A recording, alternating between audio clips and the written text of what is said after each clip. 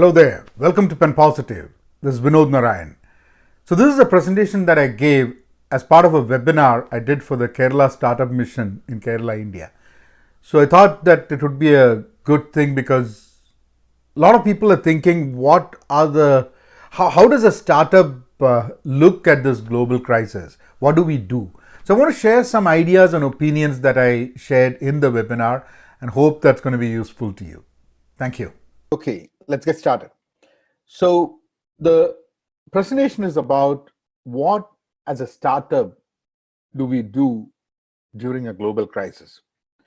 Governments, individuals, large businesses, society, all has its own challenges. And as a startup, we also have a different way of probably looking at the global crisis compared to what it was earlier, because even if we are not affected, there is a high chance that our customers would be affected, and this has got a rippling effect.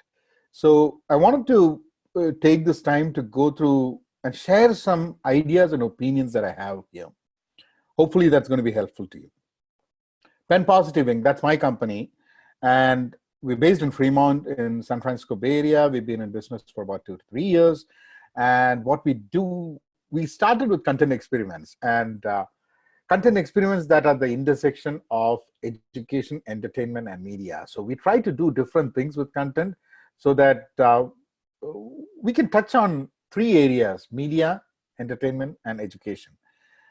And we also provide agile training and coaching, and also consulting services to small and large businesses, and also individual training.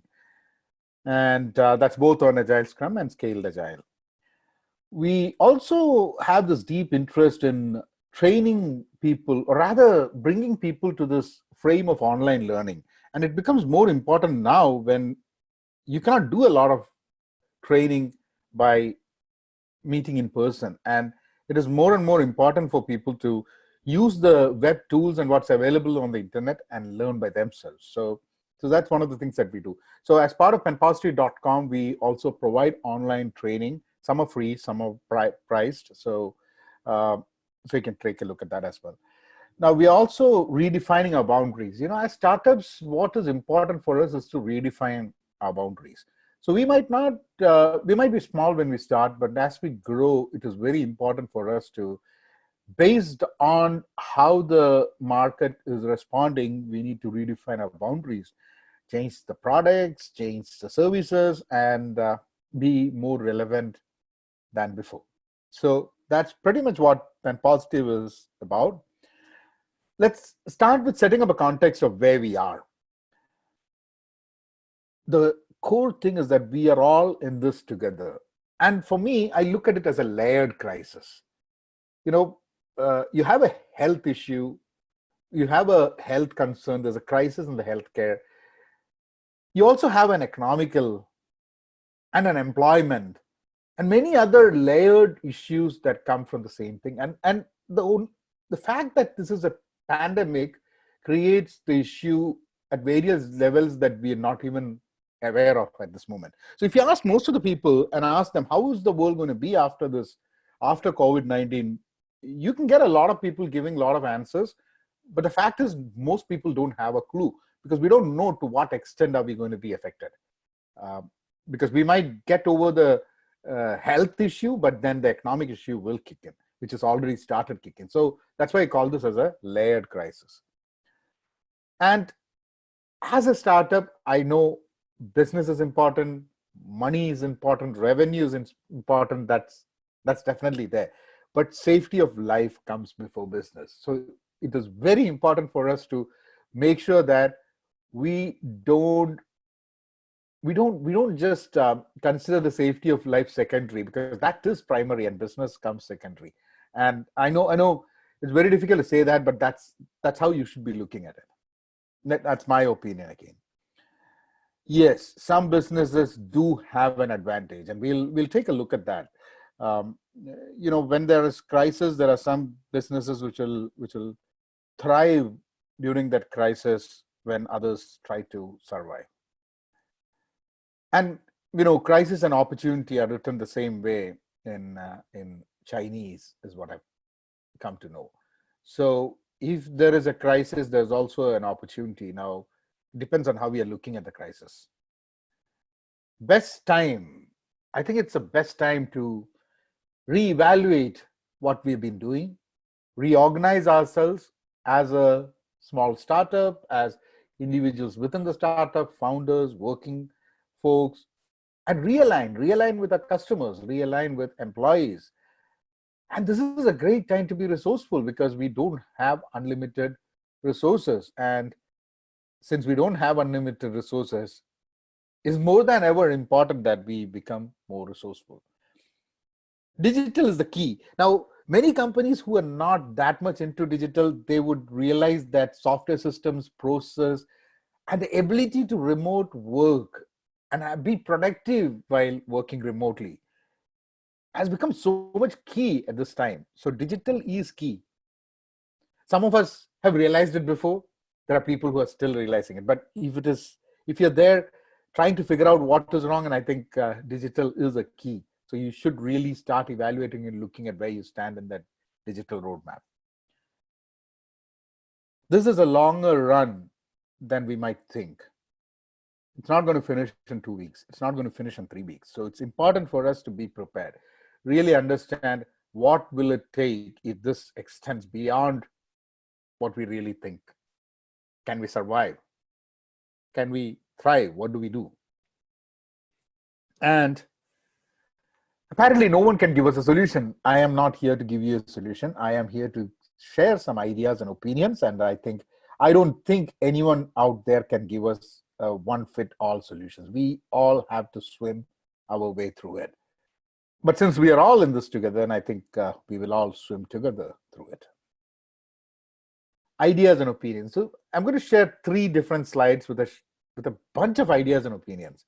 And some might be things that you already know, and it might be just a reminder to you. And some of the things might be new. Some of the things might not really impact you. So either way, I wanted to share all these with you. Have a crisis management plan. Yes, everyone knows what a crisis management plan is, and many people would have a crisis management plan. But the question is, do you have one right now? Do you have one right now that takes care of the crisis that we have in front of us? Maybe we have a crisis plan, but maybe we did not have a crisis management plan for a pandemic of this magnitude. So if you don't have one, or if you have one that is not sufficient, this is the right time to have a crisis management plan. Go on the internet, check up for crisis management plan, get some versions of what it is, and try to build up what is your own. Be resourceful, extend your runway. When flights take off, there is a certain runway a time within which you have to take off. But now we won't be able to take off the way we used to take off. And so we have to extend our runway. What that means is that you need more money, you need more business, you need a better creative ways of keeping your business running till you can really take off, or till things come back to normalcy. Go minimal, go agile. The people who can really survive during crisis are people who are really minimalist, individually and as an organization. And also, people who can thrive during that times are people who can be agile. So it's important for you to both go minimal and at the same time be agile. So that's one of the things that I've always been talking about as part of Penpositive, is this concept of minimal agile, where you're minimal in life and agile at work. And I think as an organization, you need to be both minimal and agile. Just like when you build a product, you have the minimum viable product. At the same way, you need to really look at what minimalism is all about. And I think that's going to really add a lot of value to you. Implement remote working if you have not yet. Think about it.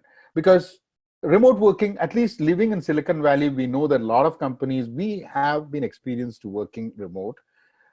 We also have our challenges when it comes to being productive while working from home. But if you're not doing remote working, then you have to start doing it. You have to at least start thinking, what does it mean? Because remote working does not mean the same for everyone. maybe the same rules don't apply.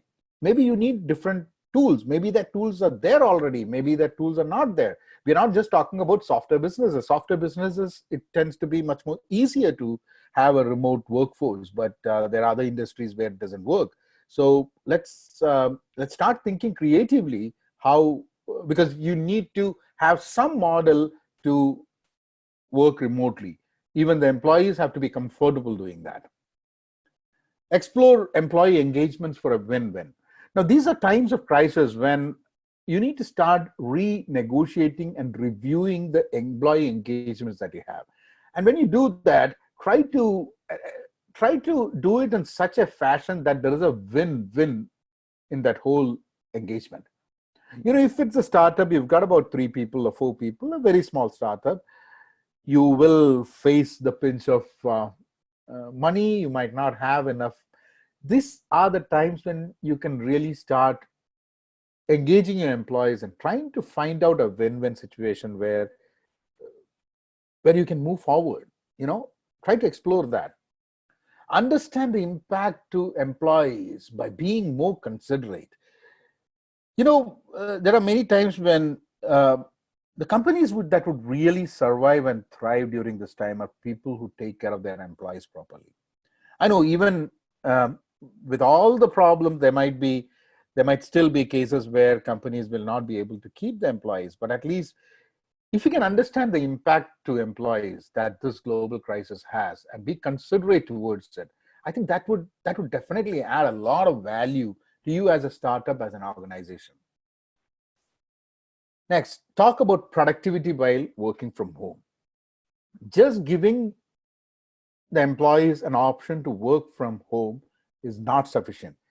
Everyone has their own method of working. And in an organization, when in an office setup, what you do is that you have a certain environment there which allows everyone to work in a certain pattern. But when it is working from home, everyone has their own challenges. There are kids at home at this moment, because it is not like working from home on a day when kids are at school.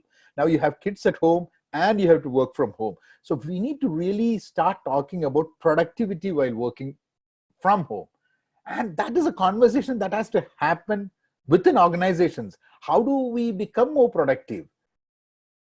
And kids are there. What's the method? What method worked for someone? What is the method that works for you?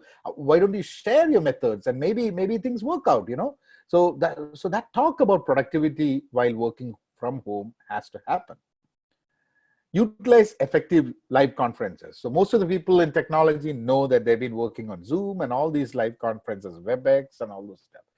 But you need to start utilizing live conferences beyond just running meetings. And I think that's where, and also using these meetings on live conferences in a very effective manner. I mean, one way I would say is that don't have these live meetings that go for 2.5, 3 hours where people just sleep.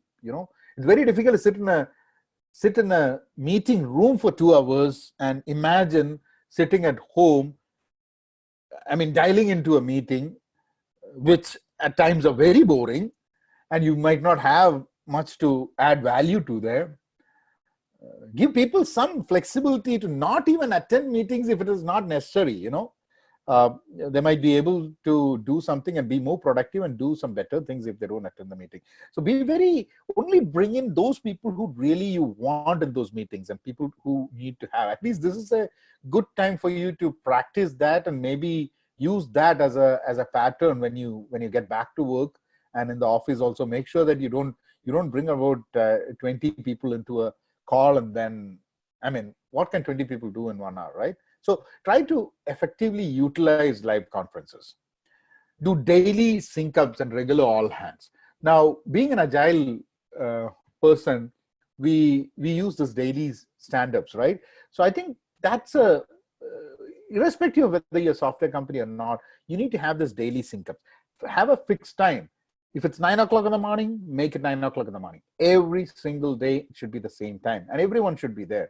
That's a daily sync up. You can have group wise, you can have the organization wise, you can have regular all hands. Now, you might probably want to have one every week because you need to make sure people are motivated. People feel that they are not working at home, but they're working in a company. So regular all hands would be good for startups. At least I don't know how the large organizations might be able to do that on a weekly basis, but at least your group within the large organization or as a startup, you should be able to do regular, more frequent all hands, I would say.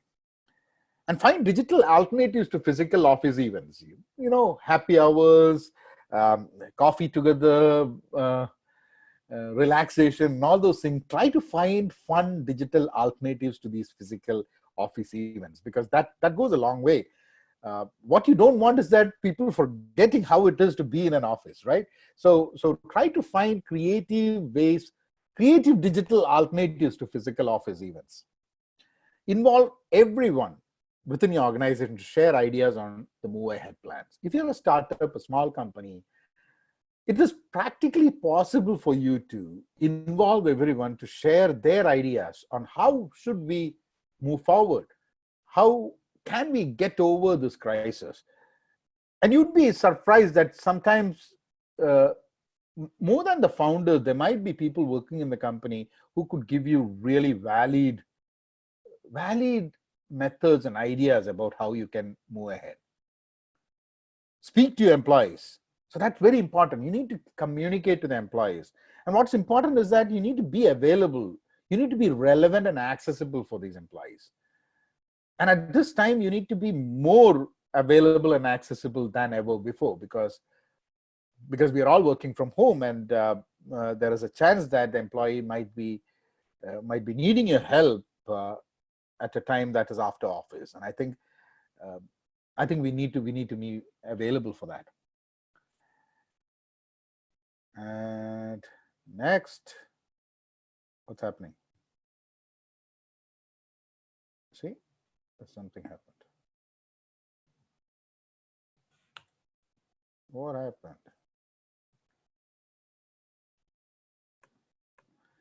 See, that's what happens. Tech problems do come when you start doing this kind of stuff. Yeah, now we're back. Speak to customers. Just like how you speak to employees, you need to start speaking to customers. You need to be available, relevant, and accessible. Those are three things. Available, be relevant, and be accessible. Relevant means you have to be considerate about what is happening around the world, and that is being relevant. You can't just start talking about business without even acknowledging that there is a problem outside. And you can't do that with the employees. You cannot do that with the customers. So it is important for you to be relevant and accessible. Understand and analyze the impact to your clients. What does this global crisis mean to your customers? What does it mean? How are they impacted? I mean, that's one thing that you need to on yourself try to understand, analyze, because that's really going to help your plans as you move forward. Understand the supply chain impacts, both for you and for your clients, because how is the supply chain impacting? You might think that your supply chain is not impacting, but if you have a customer or you have a supplier whose supply chain is impacting, then obviously you're impacted, right? You're part of that. So try to understand supply chain. And I think the other day I was talking to a friend of mine who's a veteran in the supply chain area, and I was telling him, you need to really start thinking, how does the supply chain impact?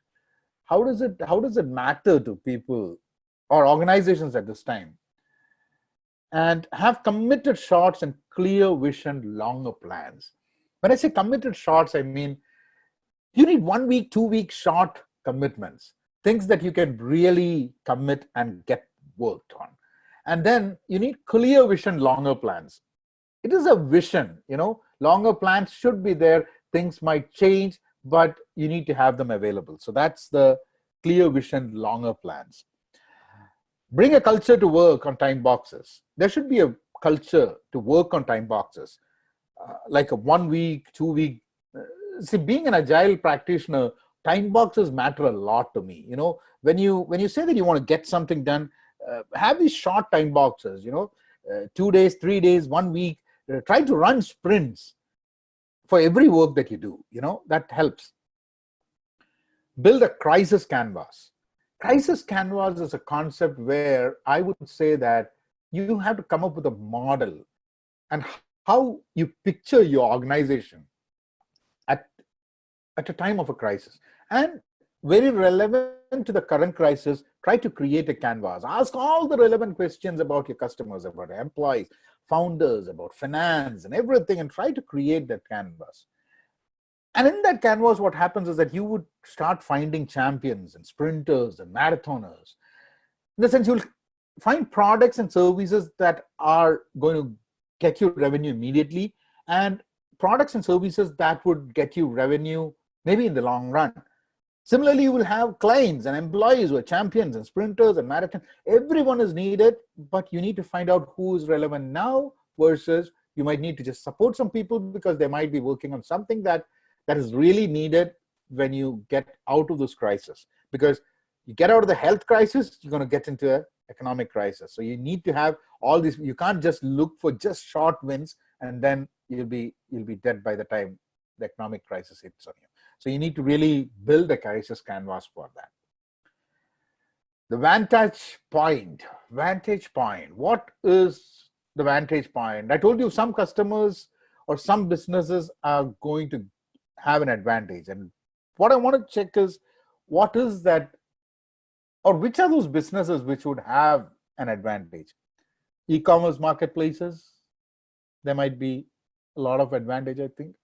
Not all, but at least Amazon is doing great, but they have their own challenges in terms of delivery. But at least from a business perspective, a lot of people are going towards e-commerce marketplaces. Pharmaceuticals, maybe some pharmaceuticals better than others.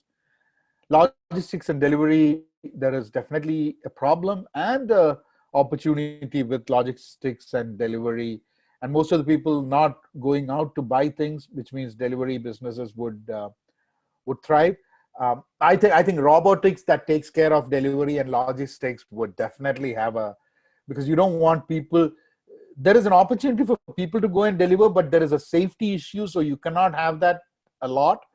So robotics in those areas, I think will have companies which are building robots for logistics and delivery would have a lot of advantage during this time. Video conferencing, we all know Zoom, WebEx, they're doing extremely well. You can find more entrance into that market, more products coming in for webinars and Zoom lookalikes, definitely, I think so. Entertainment, gaming, online streaming, Netflix is doing great. All the online streaming and online gaming and entertainment, that's a big opportunity. Even for new entrants, I think for content creators, it's a great time because a lot of people are spending time in front of the computer, on the phone, looking at content. So I think you can really get creative and have interesting content experiments during this time.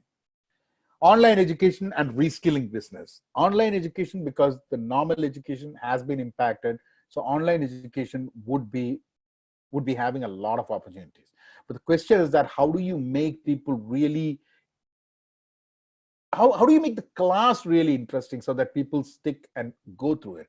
Because in online business, one of the biggest challenges companies face is that though people enroll, it's only a very small percentage who really complete it. And that is a challenge that online business has been having. And even the reskilling businesses, both upskilling and reskilling, I think that kind of businesses are also going to be having an advantage. Some of the trends, I was just thinking about what would be the trends that post-COVID-19 we would see in the market. VR-based conferences, holograms, for the near future, I think a lot of conferences that were planned will not happen, which means VR-based virtual conferences, at least investment there, and technologies in that area would definitely have a lot of opportunity. I mentioned hologram because the other day I was looking at a TED talk by Yuval Harari where he was sitting in Israel and he was present. His image was present on stage and talking to Chris. So, and I was saying maybe tomorrow, you don't need to travel. Otherwise, also, I mean, traveling on air is there's a lot of energy. I mean, you can avoid traveling and probably use things like holograms, and those technologies have to come in. It's going to be probably cheaper if people start using it. Living and working through a digital persona becomes more relevant. So we all have a Facebook account, a Twitter account, and all those things, but it's us there. But having a digital persona, for example, if you have a VR-based conferences and you have this digital persona walking instead of you and meeting people, uh, and really having that feel of living digital, I think those things are really going to be living and working digital is going to add a lot of value. And I think those things, more people are going to jump into it, because a lot of people who don't have a social media account, who has not been digital, but those people will slowly start getting into it, because you cannot do without it in the future. Even personal connections will become more relevant. I think one of the trends that we will see is that after being locked down and sitting at home with your family, not able to connect with people, I think we will start valuing personal connections like never before. And so personal connections would be much more relevant to us post COVID-19. That's my personal opinion. I even feel that right now. One cannot stay back from the digital world. I mentioned it earlier. I don't know why I repeated that, but it's more or less the same. You cannot stay back and away from the digital world. Cyber security will be there on everyone's mind. When a lot of people start going online using digital, there are going to be a bunch of crooks out there. And so cyber security would be something that is on everyone's mind. And businesses in that area, skills in that area, would definitely have a lot of advantage. That's my personal opinion. A flood of work from home productivity tools. We spoke about working from home. We talked about productivity tools. And there's going to be a lot of productivity tools that'll come into the market. There are a lot of people who are going to say that this is the way you can work productively. So I think that's enter. Every company will explore remote work possibilities. There are a lot of companies which said no remote working. Now I think that's going to probably change. What's going to happen is that companies are going to say, let's do a remote working month. Because you need to be used to these kind of stuff. Imagine a situation when the entire company has to work remotely. And if your productivity doesn't dip, then you are all set for remote working. And I think that would be a regular trend within many companies. They would probably want to make sure that their employees are trained to work remotely and productively in that before something like this comes. It even helps for someone who is going to be working from home for a week for some reason, can still remain productive, because no one really talks about being productive while working from home, because that's not the norm. And so you're expected to be productive, but there are many people who are not productive. So yeah, AI and robotics will come out with a sense of urgency. There's a lot of things happening in AI, robotics. There's a lot. So that pace is going to be accelerating because of the sense of urgency that the crisis puts on us. So I think that are the trends that I see, at least in the market. Now, this is something that I like. Sometimes we don't know that we can. We don't know that we can do something till we take that leap, or someone graciously pushes us off the cliff. Right? We can't really be knowing that we can do it unless we take the leap. Unless someone graciously pushes us off the cliff, right? Your choice. You want to be pushed, you want to take the leap. What happened? Yes, thank you. Thank you. That's it. So you can stay connected with me on LinkedIn. That's my LinkedIn profile. So send me a friend request, connect with me on LinkedIn. You can go to penpositive.com. I would be having some courses over there. At Penpositive, you can connect me on social media, because I'm also using Penpositive on TikTok and Instagram, 1 minute, trying to come up with concepts, ideas, and also book reviews and recommendations. And you can also follow the Pen Positive page on LinkedIn. I'll put those links on the in the if you're watching this on YouTube, you will have that in the description. So anyway, that is pretty much what it is. I hope you got some stuff out of there, and I want to thank you all for that time, and hopefully we'll connect with you on LinkedIn. Take care, be content, and be Pen Positive. Thank you.